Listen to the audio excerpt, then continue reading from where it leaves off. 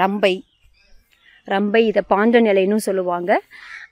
எல்லா இதுலேயுமே நம்ம போட்டு இதை வந்து சமையல் பண்ணிக்கலாம். சமையல் பண்ணுவோம், மசாலா போட்டு செய்யக்கூடிய அனைத்துலேயுமே இந்த இலைகளை வந்து பயன்படுத்தலாம். நல்ல இப்போ சீரக சம்பா அரிசி பிரியாணி வாசனை அடிக்குங்க இதை போட்டால்.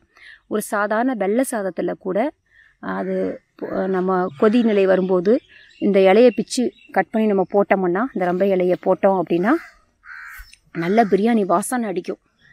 அதே மாதிரி மசால் போட்டு பண்ண அத்தனையிலையுமே இதை வந்து பயன்படுத்தலாம். பாண்டன் லீஃப்னு இதை சொல்லுவாங்க, பாண்டன் இலைன்னு சொல்லுவாங்க. சிங்கப்பூர், மலேசியா, ஸ்ரீலங்கா, தாய்லாந்து இந்த மாதிரி இடங்கள்லாம் இந்த இலையை பயன்படுத்தாத சமையலே இல்லை அப்படிங்கிற அளவுக்கு இதை வந்து அதிகமாக பயன்படுத்துவாங்க. இலையை வந்து சாப்பிட மாட்டாங்க. இலையை அப்படியே கடிச்சுலாம் சாப்பிட முடியாது. இதை உள்ளே போட்டுட்டு மறுபடியும் லீஃபை வந்து எடுத்துடுறது.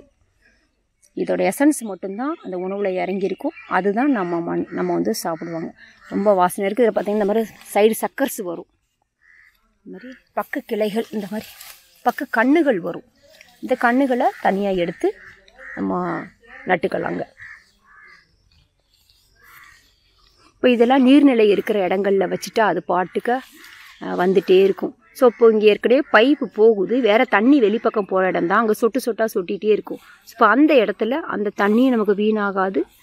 இந்த அங்கே செடி வைக்கிறது மூலயமா அதுவும் சிறப்பாக இருக்கும்.